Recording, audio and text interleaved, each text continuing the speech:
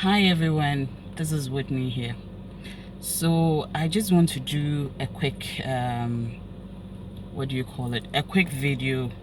Um it's something that I have heard 3 times this week, and I just wanted to do this to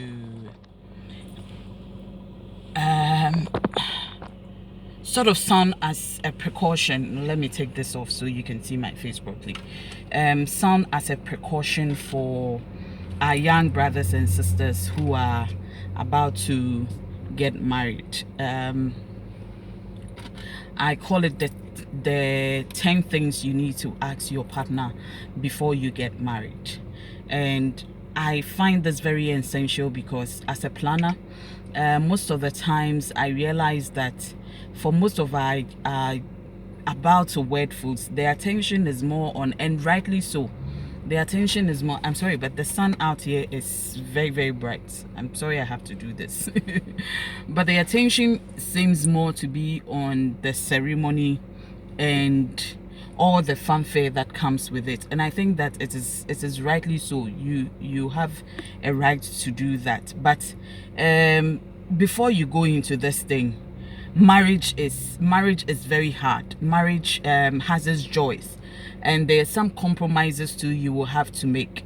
But before you go into that marriage, at least for yourself and for your partner, ask these 10 very salient questions before you jump that broom.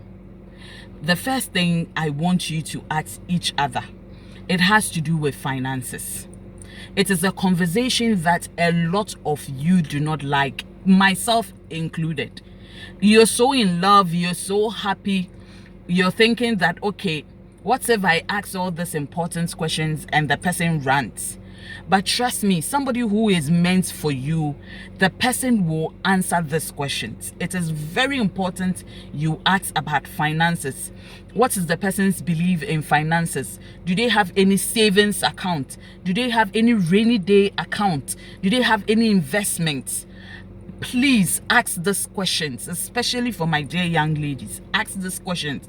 Don't go in and you realize that you have to be the one to fund for everything. And in asking these questions, you need to ask yourself, in this marriage, who is going to take responsibility for what? Who pays fees? If we have children, who pays fees? And if it means that you're paying fees, would there be a time that we'll need to do a school fees account that we can all put something in? Because unlike some things, children are a non-negotiable thing in marriage. They are an asset to both of you. So you need to ask yourself things to do with paying of school fees, provisions at home, foodstuffs, electricity bills, water bill, gas, all that. You need to ask, what are you taking and what am I taking? You need to ask this person you're going to spend the rest of your life with. If there are days when my finances are not adding up, will this person be able to help out with some of these things without complaining and grumbling about everything? You need to ask these questions. The second question you need to ask is, where are we staying? I think it all even comes back to the finances. Where are we staying? What's hard? If it's rental, how are we paying the rent? If we are planning on building, are we putting our monies together? Are we mortgaging? How are we going to fund for all that? I think it's very necessary. You need to know that if we are renting, how long are we going to rent? Where, if we are buying land, I have heard silly things, and sometimes it is true. People go and build near the place near their relatives, the place near their hometowns. All that, you need to ask yourself all that. Are you comfortable with that? Do not make a compromise that 2-3 years down the line, your soul will not be happy with it. But you just made that compromise because you had all hell bent on getting married to this person. Do not make a compromise that 2-3 years down the line, your soul will not be happy with it. If you are not happy with it, state this to the person that I am not happy, and come to a decision that both of you, it will it will be okay for both of you. The third thing the question I want to ask people what their vision boards are. Ask them, what's your plan for the next 5-10 years of your life? What is your agenda for us as a couple? Every year, what are the things that we are supposed to do and how we are supposed to meet these things? A lot of people do not ask these questions, and it is very important. Listen, sometimes your destiny changer, your destiny shaker, the person who changes your destiny in life or can hold on to your destiny that you will not move on, is the person you are married to. You need to ask yourself this question. Ask this person. If there are some people who do not have any vision in life, I am okay where I am. You know that very typical. If you are Ghanaian, you will know this. Okay, the sun is a little down. Okay, this the glasses. This person is going to bring that into your marriage. You need to ask this to know whether the person you are marrying, if you are moving on in work, you're up your career ladder, you are advancing, you are trying to achieve something for yourself and all that, this person will not hold you back, and it will turn into a competition. That why are you trying to be better than me? You need to know that the person you are getting married to, the person is your biggest cheerleader.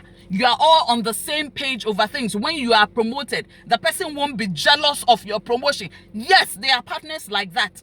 You need to ask yourself, the person you are getting married to, all these questions. If the person does not have a vision for even the next 6 months of their life, you should think carefully before you jump that broom with the person. The fourth thing you also need to ask yourself is relatives. It is very sensitive, but you need to ask yourself. Somebody spends all their times at their mothers, their fathers. Some people are into, if you are very Ghanaian, the typical of our whole attitude. You need to ask yourself, is this person, because whether you like it or not, marriage means both of you, and it is what the Bible said, not what Whitney said. But you are supposed to move from both your parents and cleave to each other. It does not say you are supposed to move from your parents, cleave to each other, and every weekend or every other day you are at your parents. If your parents are not invalid or you need to take some things to them, you need to know whether you are marrying this person, and not technically, because technically when you marry into a family, but literally the person is tied to their parents' apron or they are tied to their siblings' apron. You need to ask these questions and let you both, I'm not saying settle it, but the person needs to know that, listen, that as soon as we are married, this is our family, and in anything, both of us come first. Our children come first before any other thing. If somebody won't agree with you on that, my dear, you need to think through jumping the broom. The fifth thing you need to talk about, I wrote these things. Education for, if you are going to have kids, you need to have that conversation. How many children you are having? Do not marry before you decide that, oh, we'll have 2 or 3 children, and maybe your partner has always wanted to have a large size family. Or for some people, they don't even want to have kids. Are you going to be okay with that? If your partner says that they do not want to have kids, they are okay with where they are now, you need to have that conversation before you get married to the person. And if you're going to have kids, decide on how many you are having. Decide on even which hospitals you're going to go, and decide on how much you're going to spend on each child's education. It is very important. Listen, you cannot cleave to somebody whose highest form of education or where they came from, the person is the only person to have attended school by some faith, or the person does not see a value of a good education. Where a good education, what I mean by a good education is where, let me give you a typical example. So there's a private school, even private schools, there are private schools and there are private schools. So in the situation where, like the normal Ghanaian politicians do, each person comes, it's 2 years, it's 3 years, it's 4 years. Now it's track system. and you decide that, okay, even if it's a track system, my child would probably then continue in a Cambridge system or in the American system, or whichever one you choose for your child. You need to find out if you're going to marry somebody who will be in agreement with this kind of education. Because if your partner doesn't value a higher education, and where higher I mean an education where it has been set in the system for so long that no politician can touch it, which is the usual Cambridge and the usual American system schools that a lot of these international schools are running now. You need to ask yourself, will your partner be okay with that? And if they are okay with that, how much are each of you going to put towards that? Because that is more expensive than the local one they would attend. And trust me, not every typical Ghanaian is in agreement with that. So before you get married, please find out if your partner will agree when the crunch time comes. Do not wait to get to the river before you decide on how the means you're going to use to cross it. That is very important. Number 6, how do you resolve confrontation? You need to ask your partner this. I have seen partners who use jokes and confrontations to say very mean things to each other. You can have an argument without insulting a person's being, or you can say things to somebody without it being insulting. So you need to ask yourself this person I want to settle with, if we have arguments, how are they going to solve this argument? Are they going to insult me and my relative, disrespect me so much? If you find out that somebody does that, there are some men who are chauvinists, so they won't even let you talk. They won't even take your opinions in value. When they talk, that is it. You need to confront all these things before you settle with that person. Else, for most of your married life, you'll be miserable. You'll be miserable, and you'll be having issues with the person because the person does not know how to solve an issue. And you need to ask the person, if we have an issue, are you going to give me the silent treatment? Because maybe for you, you are like me. You like voicing and you like being vocal about things, and then you get it done. But maybe that person is not like that. So please ask that salient questions when it comes to how you resolve issues as well. The other thing I wrote about is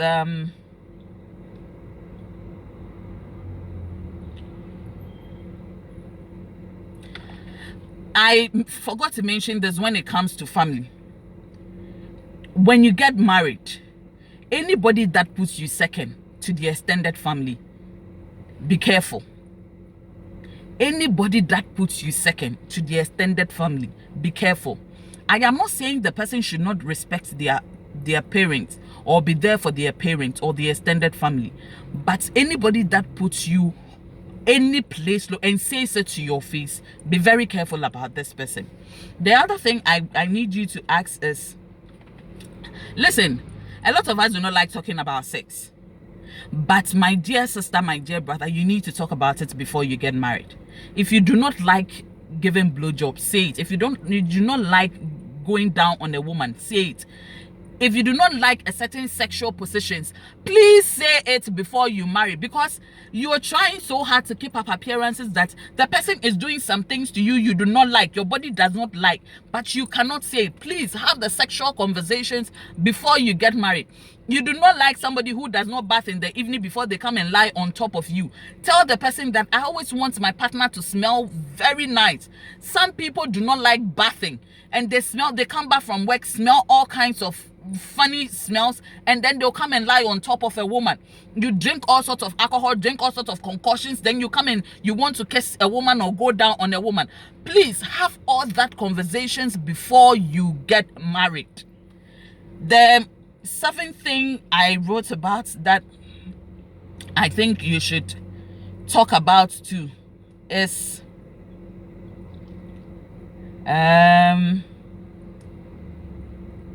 it's about your faith. Some people do not like talking about faith. When we get the very Ghanaian thing, and I understand that it is because you all want to fellowship at the same place, is you get married, and very Ghanaian thing, you start going to the man's church. Maybe that is not what you want.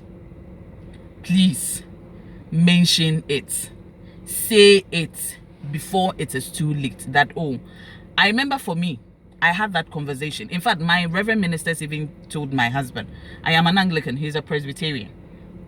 And they said, oh, you know, Whitney plays a vital role in the church, so we will plead with you. Once a while, she will come and visit your church, but can we still have her coming here when she has the kids?